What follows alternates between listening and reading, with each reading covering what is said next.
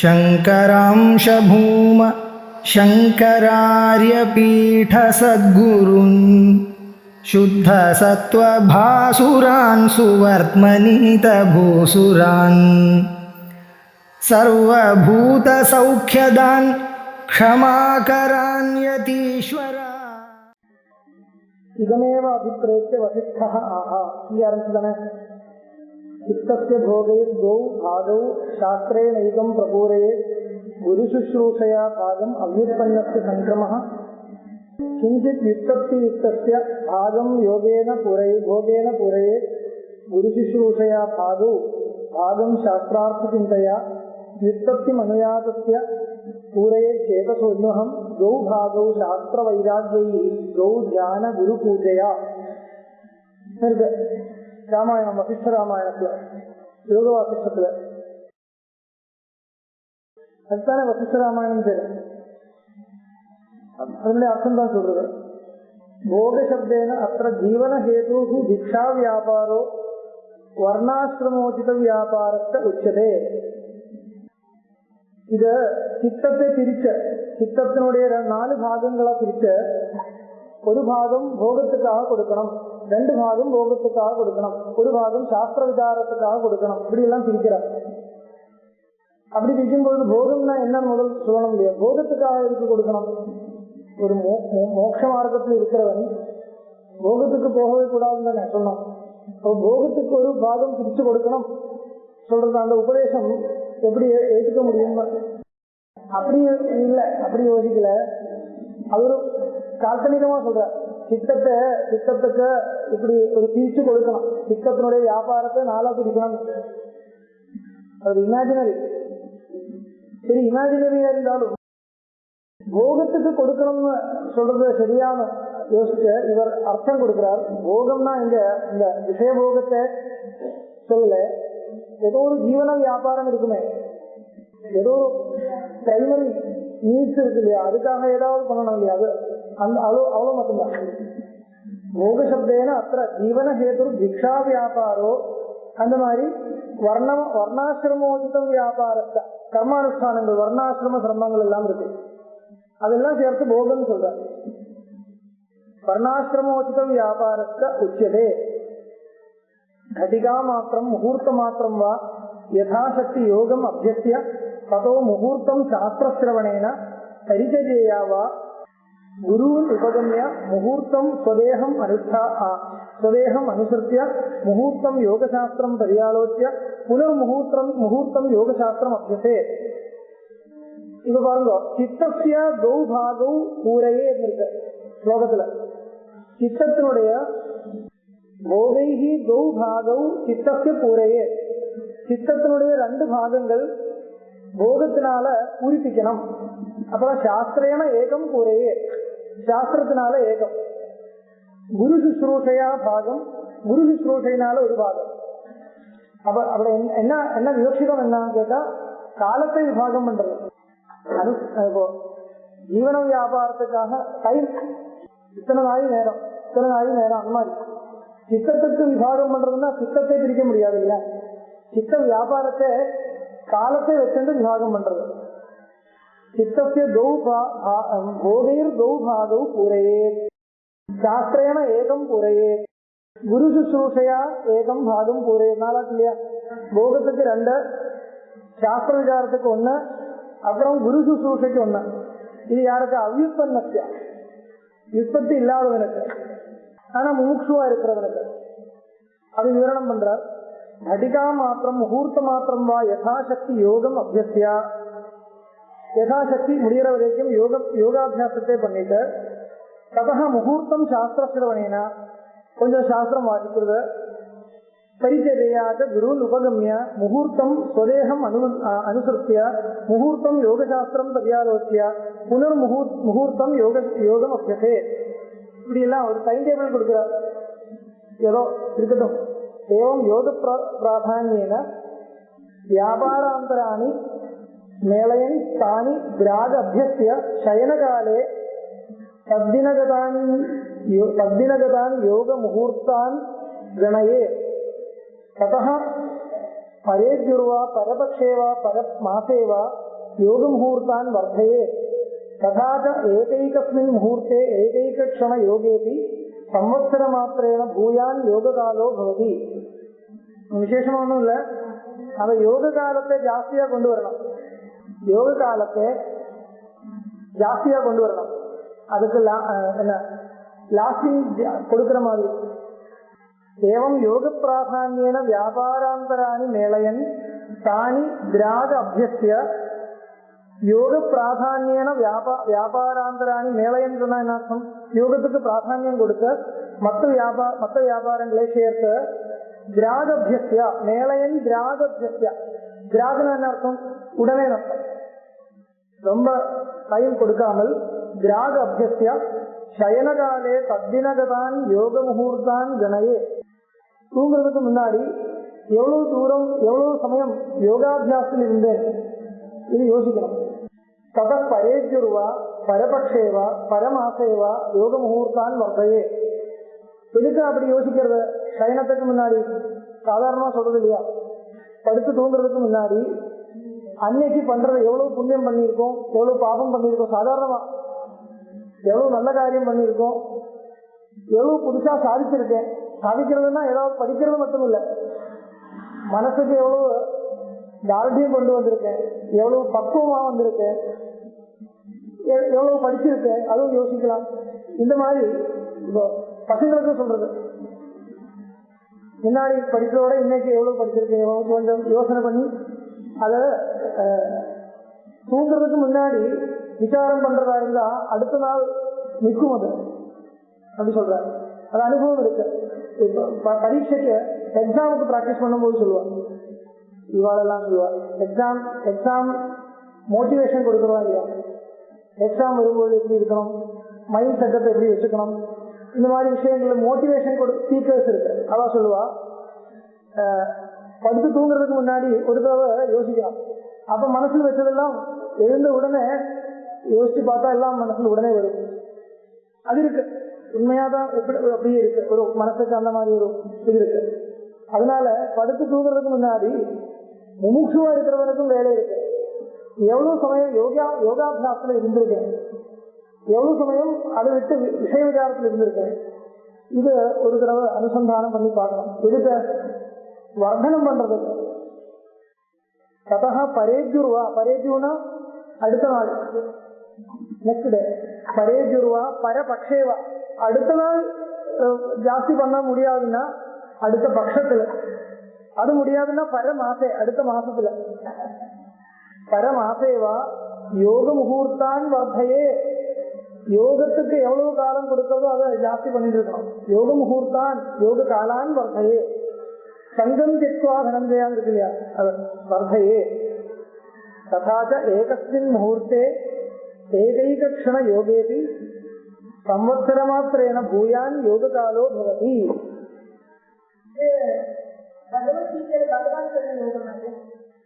பகவான் எல்லா யோகத்தையும் சொல்லியிருக்கார். தஸ்மாத் யோகி பவார்ஜுனாங்கிற இடத்துல இது இந்த யோகம் தான். ஷஷ்டாத்தியாயத்துல தபஸ்விபியோதிகோ யோகி ஞானிபியோதிகா கர்மிபியோ யோகி தஸ்மாத் யோகி பவார்ஜுனா. அது கீதையில எப்படி பார்க்கணும்னா, சாங்கிய யோகம் கர்மயோகம், யோக சப்தம் எல்லா இடத்துல இருக்கு. அது எல்லாமே யோகம். அர்ஜுன விஷாத யோகம், சாங்கிய யோகம், கர்ம யோகம், கர்ம சந்நியாச யோகம். அந்த இடத்துல யோக சப்தத்துக்கு இந்த யோகம் அர்த்தம் கிடையாது. அது சாப்டருடைய பேரு, அத்தியாயம், அவ்வளவுதான். பரிச்சேதம், நம்மளுடைய கிரந்தங்கள் பார்த்தா பல பேர்ல இருக்கு இல்லையா. சாப்டர் சொல்றது இல்லையா, சாப்டருக்கு பல பேர். தரங்கம், பரிச்சேதம், உத்வாசம், நித்வாசம் எல்லாம் இருக்கு. நம்மளுடைய கதோபரிஷத்துல வள்ளின்னு வருது இல்லையா, பாருங்க, வள்ளி. விமானம் இருக்கு, விமானம், ஸ்தானம், இப்படிலாம் பல பேர்ல இருக்கு. அத்தியாயமே இருக்கு சில இடத்துல, பாதம், அத்தியாயம், இதெல்லாம் விபாகங்கள். அந்த மாதிரி யோகம் சொல்றது. அர்ஜுன விஷாத யோகம் அது ஒரு யோகம் இல்லை, அது அத்தியாயத்துக்கு பேர. அந்த இடத்துல இருக்கிற யோக சப்தத்துக்கு அத்தியாயத்தினுடைய பேர், அவ்வளவுதான், வேற ஒண்ணும் இல்லை. ஆனா கர்மயோகம் ஞான யோகேன சாங்கியானாம் கர்மயோகேன யோகினாம் இருக்கு. அந்த இடத்துல யோகாக சாங்கியா இரண்டா இருக்கிறது. யோகினகா சாங்கியா, யோகாக சாங்கியா, இது ரெண்டு வார்த்தை வருது. இந்த வார்த்தை பல திருப்பி திருப்பி வருவதனால ஸ்தானம் பிராபியதே சாங்கியைஹி யோகைரபி யோகைரபி கம்யதே, இப்படி இருக்கு. ஏகம் சாங்கியந்த யோகந்த பஷ்யதி சபஷ்யதி, அது இருக்கு. இந்த மாதிரி நிறைய இடத்துல இந்த ரெண்டு வார்த்தைகள் திருப்பி திருப்பி வருவதனால பகவத்பாதல் என்ன சொல்றார், இந்த வார்த்தைக்கு என்ன அர்த்தம் முதல் சொல்றார். தத்துவஞான மார்க்கம், கர்ம மார்க்கம், நிஷ்காம கர்மானுஷ்டானம் விகாரம், இவ்வளவுதான், வேற ஒன்றும் இல்லை.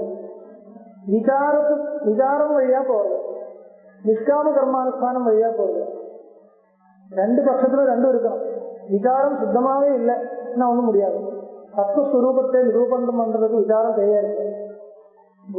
புத்தி வியாபாரமே இல்லாம ஒண்ணும் முடியாது. இப்போ மனனம், சிரவணம், மனனம்னா புத்தி வியாபாரம் தான், சிரவணமும் புத்தி வியாபாரம் தான். சிரவணம்னா என்ன, கர்ம வியாபாரம் இல்லை. இது சிரவணம்.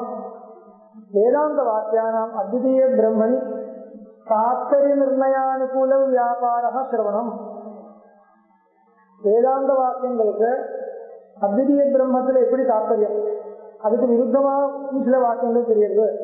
அத்விதீயத்தும் எப்படி கொட்டுறது, அத்விதீயத்தும் எப்படி சரியா வரும், நித்தியாசத்தை எப்படி சாதிக்க முடியும், இதெல்லாம் தெரியாமல் அத்விதீய பிரம்மணி தாத்பரியம் எப்படி சேர்க்கிறது கிரகிக்க முடியாது. அப்ப அத்விதீய பிரம்மணி தாத்பரிய நிர்ணயானுகூல மனோவியாபாரம். அப்ப சிரவணம் தான் மனோவியாபாரம் தான், கர்ம வியாபாரம் கிடையாது. மனனமும் மனோவியாபாரம் தான், ஆனால் யுக்தி பிரதானமா இருக்கும். மனனத்தில் தாத்பரிய நிர்ணயத்துக்கு அப்புறம் வேதாந்த வாக்கியங்களுக்கு தாத்பரியம் எப்படிதான், ஆனால் இந்த தாத்பரியம் சரியா இருக்குமா, மானாந்தர விரோத சங்கா, அப்படிதானே சொல்றது. மானாந்தர விரோத சங்காயாம், மானாந்தர விரோத சங்கானா மற்ற பிரமாணங்களுக்கு இது சரியா வருமா கேட்டால் சரியா வரும், நிரூபிக்கணும். அதுக்கு மனனம் பண்றது. இதோட சாஸ்திர விசாரம் ஆயிடுச்சு. சிரவணத்துக்கு அப்புறம் எதுக்கு மனனம் வருது, சிரவணத்தினாலேயே ஒருத்தருக்கு சாட்சாத்காரம் வந்து போச்சுனால் அதுக்கப்புறம் மனனம் தேவையில்லை. இதெல்லாம் கன்ஃபார்மா பண்ணிதான் ஆகும், இல்லைன்னா மோட்சம் கிடைக்காது, அப்படி கிடையாது. சிரவணமே பண்ணலைன்னா கூட மோட்சம் கிடைக்காது இல்லை, ஏதோ ஜென்மாந்திரத்தில் பண்ணிக்கலாம், அதுவும் சொல்ல முடியாது நம்மளால. அது தன்னுடைய அந்த கரணம் தான் பிரமாணம். எனக்கு சந்தேகம் இருக்கா, நான் தான் கேட்கணும். சந்தேகம் இல்லைன்னு ஒரு அபிநயம் பண்ணிட்டு உபயோகம் இல்லை. சந்தேகம் இருக்குன்னா நிவர்த்தி வர்றதுக்காக விசாரம் தான் வழி, வேற வழியே கிடையாது. சந்தேகம் வராம இருக்கிறது புத்திமாந்தியத்தினால இருந்தால் கூட உபயோகம் இல்லை. புத்திக்கு மாந்தியம் தான் என்ன அர்த்தம், அந்த விஷயத்துக்கு போறதே இல்லை, இல்லைன்னா போக முடியாது. இந்த ரெண்டு அவஸ்தைய வருது. அப்படின்னா சந்தேகம் இல்லை எனக்கு ஒருத்தர் சொல்றதா இருந்தால், எனக்கு இந்த எந்த விஷயத்துல சந்தேகமே வரல. சந்தேகம் வராம இருக்கிறது ரெண்டு காரணம். ஒண்ணு, அந்த சந்தேகம் வர்றதுக்கும் ஒரு கொஞ்சம் உள்ளுக்குள்ள போகணும் இல்லையா, விஷயத்துக்குள்ள கொஞ்சம் நுழையறதா இருந்தா தான் சந்தேகம் வரும், இல்லைன்னா சந்தேகம் வராது. அதனால அப்ப விஷயத்துக்குள்ள போகவே இல்லைன்னா சந்தேகம் வராது. இன்னொரு விஷயம், இன்னொரு விஷயத்துக்கு அழிச்சுட்டு வரதா இருந்தா கூட கிரகிக்கவே முடியாது. இதுக்கு என்ன பேரு, புத்தி மாந்தியம். புத்தி வேலை செய்யறதில்லை, மூளை கிடையாதுன்னு சொல்றது இல்லையா. அது அப்படி இருக்கு, ஒரு ஸ்திதி இருக்கு, அது இக்னோர் பண்ண முடியாது. அப்படி ஒரு ஸ்திதி இருக்கு நம்மளுடைய. மேல மேல இப்ப விசாரங்கள் சொல்றதா இருந்தால், இப்போ எங்களுக்கு அந்த பால்யத்திலிருந்து அந்த இந்த தர்க்க வழியில் வர்றதுனால அது பிராக்டிஸ் வருது. புத்திக்கு இந்த வழியில் போறதுக்கு ஒரு பிராக்டிஸ், தனி பிராக்டிஸ். இது ஒரு தனி பிராக்டிஸ். இதுக்கு வேற விஷயத்துல பெரிய புத்திசாலியா இருந்தா கூட இந்த விஷயத்துல புத்திசாலியா இருக்க முடியாது. இந்த விஷயத்துல புத்திசாலியா இருக்கிறதுனால இன்னொரு விஷயத்துல புத்திசாலியா இருக்க சொல்ல முடியாது. அந்த விஷயத்துக்கு தேவையான ஒரு சம்ஸ்காரத்தை கொடுத்த அந்த விஷயத்துல கொண்டு போகணும் புத்தி, அப்பதான் நிற்கும், இல்லைன்னா நிற்காது. அது இந்த ட்ரைனிங் தான் நம்ம தர்க்க சாஸ்திரத்தினால கொடுக்குறது. தர்க்க சாஸ்திரத்துக்கு உபயோகம் அதுதான். புத்தி வைசத்தியம் சொல்றது இல்லையா? புத்தி வைசத்தியம்னா வேற ஒரு மேத்ஸ் படிச்சாலும் புத்தி வைசத்தியம் வருமே கேட்கலாம். மேத்ஸ் படிச்சா புத்தி வைசத்தியம் வராதா? வரும். ஆனால் மேத்ஸ் படிச்சு வரக்கூடிய புத்தி வைசத்தியம் இந்த சாஸ்திரத்துக்கு உபயோகப்படாது. இந்த தரிசனத்தினுடைய விசாரம் இருக்கு இல்லையா, தார்சனிக விசாரங்களுக்கு உபயோகப்படாது. அப்ப இந்த விசாரத்துக்கு உபயோகப்படுற மாதிரி ஒரு வைசத்தியம், அந்த ஒரு சம்ஸ்காரத்தை ஏற்படுத்தணும்னா அதுக்காக நம்மளுடைய வழி இருக்கு. சரியா? அந்த மாதிரி ஒரு ஃபோர்ஸ் கொடுத்தா அது புத்திக்கு எவ்வளவு தூரம் உள்ளுக்குள்ள போனாலும் அது நிற்கும், விஷயத்தை கிரகிக்கும், என்ன சொல்றதும் புரியும். புரிஞ்சு மேல அதுக்கு போக முடியும். சிரவணத்தினால என்ன பண்றது? தாத்பரிய நிர்தாரணம். அப்படின்னா இந்த வாக்கியத்துக்கு இதுதான் தாத்பரியம், சரியாச்சு இல்லையா? அதுக்கப்புறம் என்ன? அதுக்கப்புறம் மானாம்பர விரோதம் என்ன? மானாம்பர விரோதத்துக்கு என்ன விஷயம் இருக்கு? இப்ப வேதாந்த வாக்கியம் தானே இதுக்கு பிரமாணம். ஆமா, சத்வைத பிரமாணகம் இது பிரம்மா. எந்த விஷயத்துல வேற பிரமாணமே இல்லையோ அந்த விஷயத்துல மானாந்தர விரோதம் தான் எப்படி? அது அப்படி கிடையாது. வேற மதங்கள் மட்டும் இல்லை, வேற மதங்களில் இருந்து வரக்கூடிய விரோதம் இல்லை, அதனால ஒண்ணும் நமக்கு இல்லை. ஆனா அதுவும் யோசிக்கலாம், அதுவும் பிராக்டிஸ் பண்ணலாம். நான் என்ன கேட்கிறேன், அதுக்கும் கீழே கேட்கிறேன், பிரத்யத்துக்கு விரோதமா இருக்குமா, அனுமானத்துக்கு விரோதம் இருக்குமா, இப்படி எல்லாம் கேட்கறது இல்லையா? அந்த கேள்விக்கே ஸ்தானம் இல்லையேன்னு ஒரு சந்தேகம். என்னன்னா வேதாந்தைக வேத்தியம் தானே இருக்கு, வேதாந்த வாக்கியங்கள் தானே எப்படி ஒரு பிரம்மஸ்வரூபம் இருக்கு, ஆத்மஸ்வரூபம் நமக்கு சம்சாரத்துல தெரியற மாதிரி கிடையாது, வேற விதமா இருக்கு. நீ சொல்றதுக்கு என்ன பிரமாணம்? உண்மையா வேதாந்த வாக்கியம் ஒண்ணுதான் பிரமாணம். அப்படி இருக்கிறது இன்னொரு பிரமாணத்தினால என்ன விரோதம் கொண்டு வருது? அந்த இன்னொரு பிரமாணத்துக்கு அங்க நுழையிறதுக்கு இதே இல்லையே, இடமே இல்லையே. அப்ப எப்படி சந்தேகம் வருதுன்னு கேட்கலாம். ஆனா என்ன சொல்லணும், இடம் இருக்குன்னா நம்மளுடைய எந்தெந்த இந்திரியங்களும் எந்தெந்த பிரமாணங்கள் வேலை செய்யறதோ அந்தந்த பிரமாணத்துக்கு விரோதம் வரதா இருந்தால் வேதாந்தத்துக்கு இந்த ஒரு அர்த்தத்துக்கு தாற்பயம் இருக்குன்னு சொன்னாலே நம்மளால எடுத்துக்க முடியாது, எடுக்கவே முடியாது. தாற்பயம் நிர்தாரணம் எப்படி பண்றது பாருங்க, மற்ற பிரமாணங்களை வச்சுட்டு கிடையாது. இப்போ ஒருத்தர் சொல்றது ஏதோ ஒண்ணு சொல்றது, நான் வழியில் வரும்போது அந்த வழியில் ஒரு யானை இருந்திருக்கான், ஒரு யானை பார்த்தேன், யானை நான் சொல்றேன், நான் உங்களோட சொல்றேன். இப்போ உங்களுக்கு நான் எது சொல்றேன் உங்களுக்கு சந்தேகம் இருக்கா? நான் எதை பத்தி சொல்றேன்? வழியில யானை பார்த்த விஷயத்தை பத்தி சொல்றேன். வழியில என்ன சொல்லியிருக்கேன்? நான் என்னுடைய வாக்கியத்திலே உங்களுக்கு சந்தேகம் இருக்கா? நான் என்ன சொல்ல வருதுமே உங்களுக்கு புரியவில்லைன்னு வச்சுக்கோம். அதை என்ன பண்ணணும்? முதல் நான் எது சொல்றதுமே உங்களுக்கு புரியறதில்லை. இந்த ஸ்திதியில என்ன பண்ணோம்? இப்ப நான் ஒரு யானை பார்த்தேன், வழியில வரும்பொழுது அது யானை வந்துட்டே இருக்கிறது, அது பார்த்துட்டே நான் முன்னாடி போனேன், திருப்பி பின்னாடி பார்க்கும்போது அந்த யானை அங்கே கிடையாது.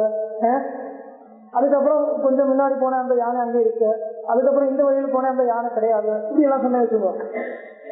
இப்ப உங்களுக்கு சந்தேகம் வந்துருக்கு இல்லையா? இவர் அந்த யானை இருக்குன்னு சொல்ல வராரா இல்லைன்னு சொல்ல வர்றாரா?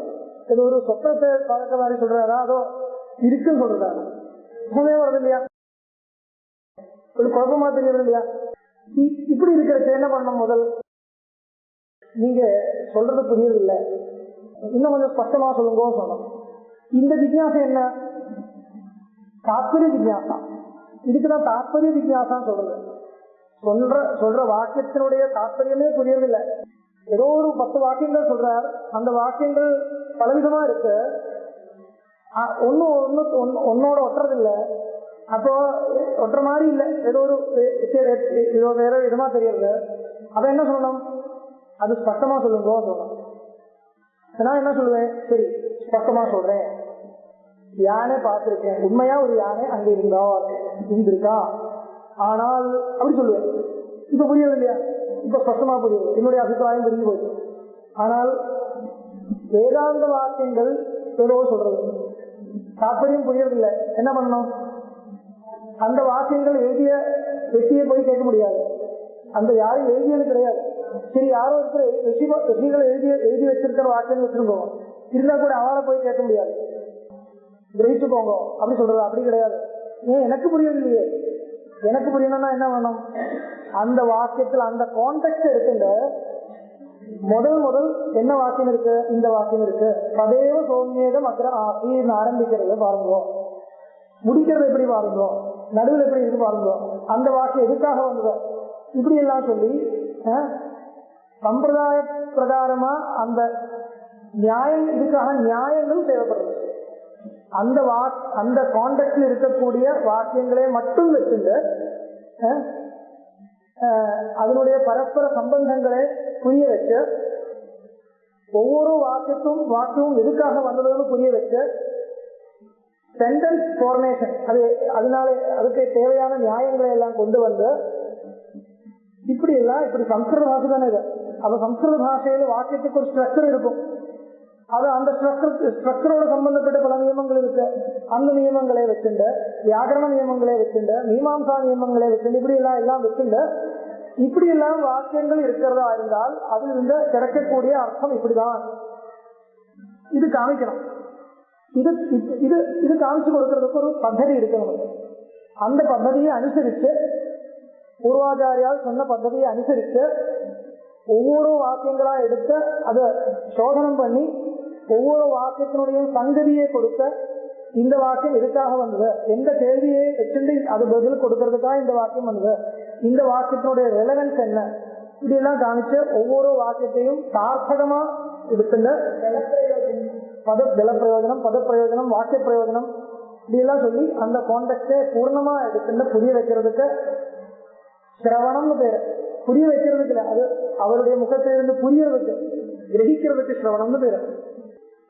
இதுக்காக நான் முன்னாடி சொல்லியிருக்கேன், ஞாபகம் இருக்கு சொல்றேன், மறுபடியும் சொல்றேன். ஒரு மீமாம்சையில் ஒரு வருது, தர்ம ஜிக்ஞாசம் இருக்கு இல்லையா.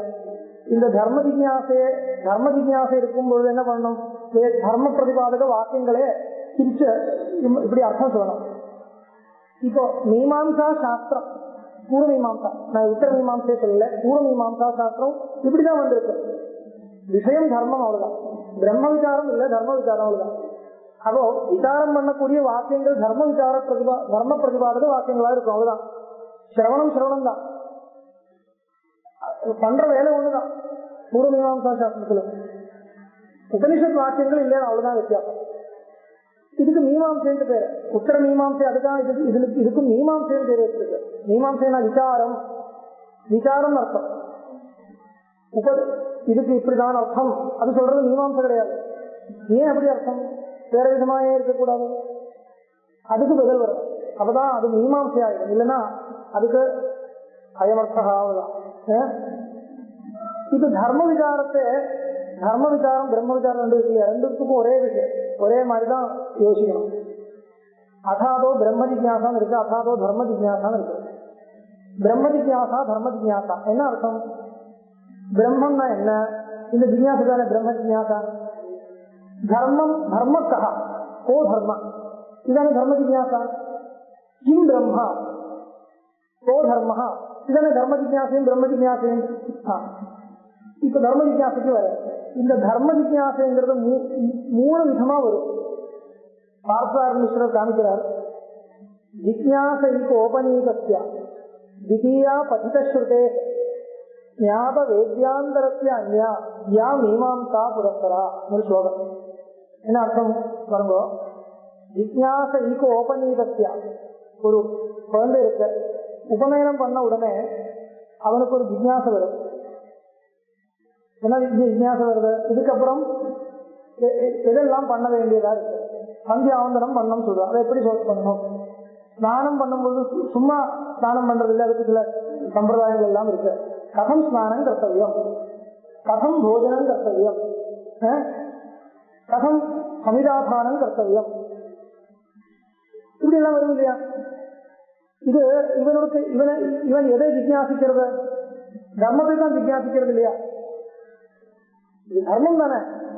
அதற்கு அந்த வரைக்கும் இந்த தர்மங்கள் ஒன்றும் இருந்ததில்லை. அனுஷ்டான விஷயங்கள் வருது.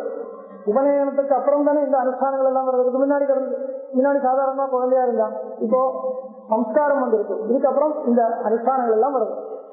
அப்ப இந்த அனுஷ்டானங்கள் எல்லாம் அவனுக்கு தர்மம் தானே, ஆசிரம தர்மம் தானே அது. அப்ப கதம் ஸ்நானம் கர்த்தவியம், அவனுக்கு வரக்கூடிய இந்த ஜிக்ஞாசை தர்ம ஜிக்ஞாசையா இல்லையா? தர்ம ஜிக்ஞாசை. ஆனால் இந்த தர்ம ஜிக்ஞாசையை வச்சுட்டு அந்த மீமாம்சா சாஸ்திரம் ஆரம்பிக்கிறதா? அப்படி ஆரம்பிக்கிறதா இருந்தா என்ன பண்ணணும்? உபநய ஸ்நானம் கதம் கர்த்தவியம், அவனுக்கு ஜிக்ஞாசை வருது வச்சுருங்க. இப்ப அந்த ஸ்நானத்தை பத்தி விதானம் பண்ணக்கூடிய வாக்கியங்களை எடுத்துட்டு விசாரம் பண்ணணும். அந்த வாக்கியத்தில் இப்படி பதங்கள் இருக்க, வாக்கியங்கள் இருக்க, அதுக்கு இப்படி அர்த்தம் அப்படி அர்த்தம், அது பல விதமா இருக்கு, இதுக்கு விரோதம் இருக்கா இல்லையா, விரோதம் இருந்தா என்ன பண்ணணும், விரோதம் இல்லைன்னா என்ன பண்ணணும், இப்படி எல்லாம் அந்த வாக்கியங்களை எடுத்த கான்டெக்ட் எடுத்து நியாயங்கள் எல்லாம் எடுத்த அந்த குழந்தைக்கு விசாரம் பண்ணி சொல்லிக் கொடுக்குறதா? கிடையாது, கிடையவே கிடையாது. ஏன்னா அவனால கிரகிக்கவும் முடியாது, அவ்வளவு தூரம் ஜிக்ஞாசையும் இல்லை. அவனுக்கு என்ன ஜிக்ஞாசை இருக்கு, எப்படி பண்ண, அவ்வளவுதான். தேவம் கர்த்தவியம் சொன்ன போறோம். இதுக்கெல்லாம் விதிக்கக்கூடிய வாக்கியங்கள் இருக்குமே சொல்ல வேண்டியது இல்லை. அவனுக்கு ஜிக்ஞாசை இல்லையே, கதம் கர்த்தவியம் அவ்வளவுதான், இப்படி பண்ண அவ்வளவுதான், இப்படி பண்ண, ஏன் இப்படி பண்ணணும் கேட்டா அப்புறம் ஸ்பஷ்டம் அக்ரே பவிஷ்யதி, சொல்லிக் கொடுக்க முடியாது. இப்போ சொல்லிக் கொடுக்காம எது சொல்லிக் கொடுக்க முடியும் அதுதான் சொல்லிக் கொடுக்கணும். ஆரம்பத்துல இருந்து எல்லாம் சொல்லிக் கொடுக்குறா சரியா சொல்றது சரியா அவனால ஏற்றுக்க முடியாது. அப்போ சொல்லிக் கொடுக்க கூடாது. சரியான சாஸ்திரத்துல பூர்வபக்ஷம் பண்றதா இருந்தா என்ன சொல்லணும், படிச்சு வாங்குவோம் சொல்லணும். அவதான் சொல்லி கொடுக்க உபயோகம் இல்லை. அப்போ கதம் கர்த்தவியம்னு அப்போ என்ன பண்ணி காமிக்கணும், அவ்வளவுதான், வேற ஒன்றும் இல்லை. இப்போ இது முதல் வரக்கூடிய ஜிக்ஞாசா. ஜிக்ஞாசா ஏகா உபநீதஸ்ய திதியா பதிதஸ்ருதே, இரண்டாவது ஒரு ஜிக்ஞாசை வருது. வேதாத்தியனம் பண்ண அப்புறம் ஒரு ஜிக்ஞாசை வருது. என்ன ஜிக்ஞாசை? இந்த படிச்ச வாக்கியங்களுக்கு எல்லாம் என்ன அர்த்தம்? பல வாக்கியங்கள், பல கர்மாக்களை விதானம் பண்ணக்கூடிய வாக்கியங்கள் எல்லாம் நான் கண்டனம் பண்ணியிருக்கேன். இதெல்லாம் பிராமணிகமான வாக்கியங்கள் தெரியல, அபௌருஷயமான வாக்கியங்கள். அப்ப இதுக்கெல்லாம் அர்த்தம் இருக்கணும், கண்டிப்பா அர்த்தம் இருக்கணும். என்ன அர்த்தம்? ஜிக்ஞாசை வருது இல்லையா? இப்ப இந்த ஜிக்ஞாசை வந்தா உடனே மீமாம்சை ஆரம்பிக்க போறதில்லை, விசாரம் பண்ண வேண்டியதில்லை. அத்திய வாக்கியத்தை அயமர்த்தா சொன்னா போதும், புரிஞ்சு போச்சு. அத்திய வாக்கியத்தை அயமர்த்தா முதல் ஒவ்வொரு வாக்கியமா படி. இந்த வாக்கியத்துக்கு இந்த அர்த்தம், பதத்துக்கு இந்த அர்த்தம், இந்த வாக்கியத்துக்கு இந்த அர்த்தம், சரி, அர்த்தம் எல்லாம் புரிஞ்சு போச்சு. இப்போ வேத வாக்கியங்களுக்கு ஒவ்வொரு தனித்தனி வாக்கியங்கள் எடுத்தா அர்த்தம் சொல்ல முடியும். அந்த ஸ்திதியில என்ன வரும்? பல வாக்கியங்கள் படிக்கிறான், எல்லா வாக்கியத்துக்கும் தனித்தனியா அர்த்தம் புரியுறது. இந்த ஸ்திதியில அவனுக்கு இன்னொரு மூணாவது ஒரு கஷ்டம் ஏற்படுறது. என்ன கஷ்டம் ஏற்படுறது? பரஸ்பர விரோதம்.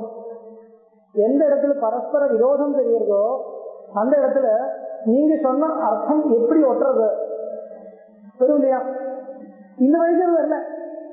ஏன்னா தனித்தனி ஒவ்வொரு வாக்கியங்களுக்கு என்ன அர்த்தம் அதே தெரியாது இல்லையா? அது கூட தெரியாதுன்னா சந்தேகம் வருமா? சந்தேகமே வரல இந்த வரைக்கும். சந்தேகம் என்ன? ஜிக்ஞாசை மட்டும்தான் இருக்குது, சந்தேகம் இல்லை. தமிழ்ல சந்தேகம் சொன்னா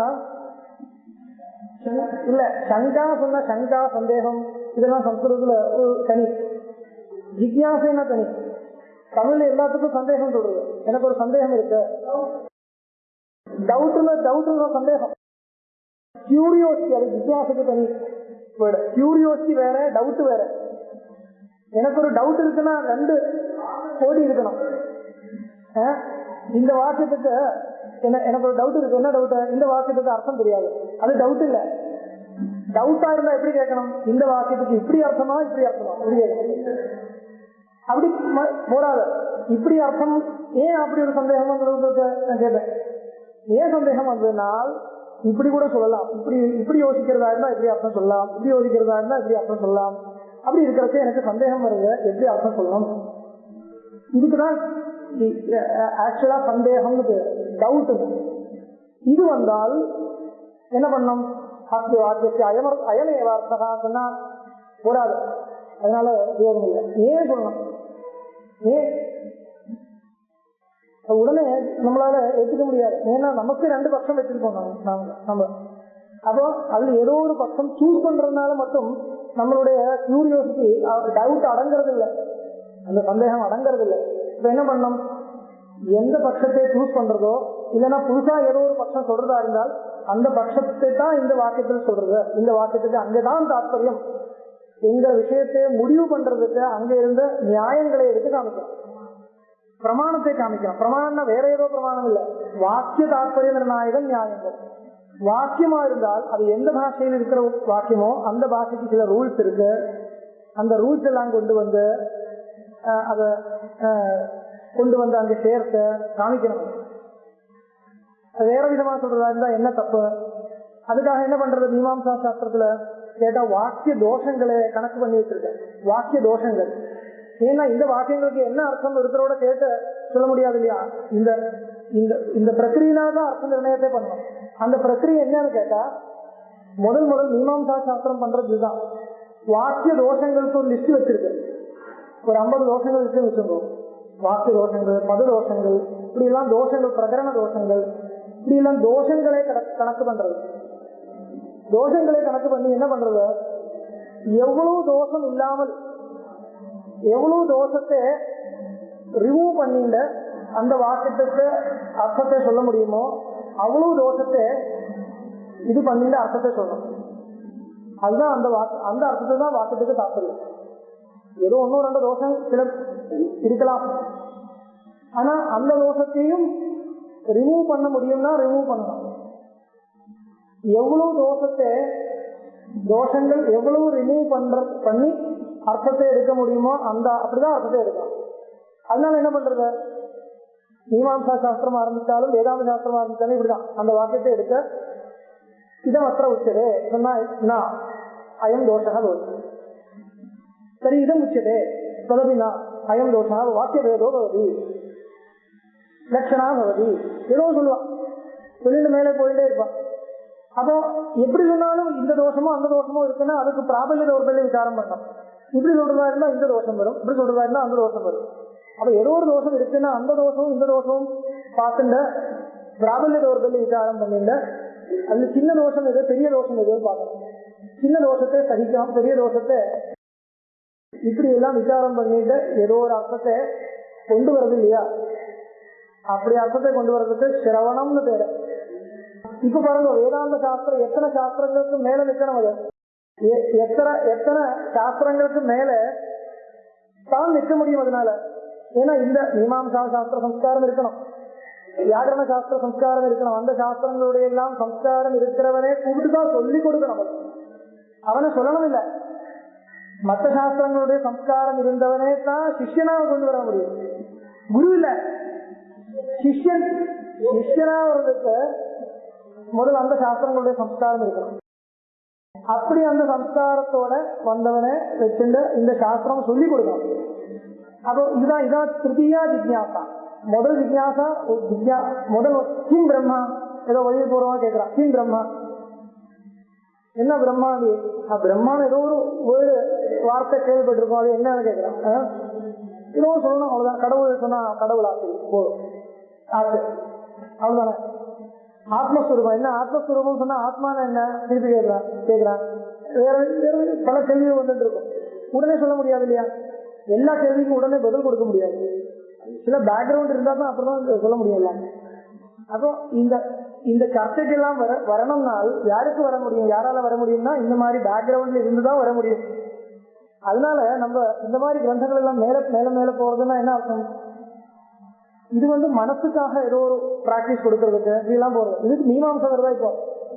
இப்போ இந்த வரைக்கும் நம்ம 2-3 வருஷமா பாடம் சொல்றதா இருந்தா கூட அந்த அளவுக்கு மீமாம்சம் ஒன்றும் வரல. அது எங்க வரும் கேட்டா, இப்ப பரிமளம், நியாய ரட்சாமணி இப்படிலாம் கிரந்தங்கள் எடுத்து பாருங்க, எங்கேயோ போற மாதிரி தெரியும். எல்லாம் அனாவசியம். அனாவசியம்னா யாருக்கு அனாவசியம்? அது ரசிக்க முடியாது, அதுக்கு அந்த வழிக்கு வர முடியாது, இதுதான் அனாவசியம். இல்லைன்னா இந்த ஆத்ம தத்துவம் நிர்தாரணம் பண்ணி சந்தேகமே இல்லைன்னு சொன்னா சொல்லிட்டு உபயோகம் இல்லை. கேள்வி கொண்டு வரேன், பதில் சொல்லணும். எனக்கு சந்தேகமே கிடையாதுன்னா எப்படி இருக்கணும்? எனக்கு இருக்கிற சந்தேகத்துக்கு பதில் சொல்றதுக்கு தகுதி இருக்குன்னா சந்தேகம் இல்லை, வாஸ்தவம் தான். இல்லைன்னா இதெல்லாம் பண்ணிதான் ஆகணும். ஏதோ ஒரு ஜென்மத்துல பண்ணிதான் ஆகணும். அது இந்த ஜென்மத்துல எனக்கு சந்தேகம் இல்லை, அவ்வளவுதான் வச்சுட்டு இருந்தா அடுத்த ஜென்மத்துல பண்ண வேண்டியதா போயிடும். இந்த ஜென்மத்திலே பண்ணலாமே, ஆனா அடுத்த ஜென்மத்துல நிக்காது, இதெல்லாம் ஞாபகம் இருக்காது. ஆனா அதனுடைய சம்ஸ்காரம் இருக்கும்.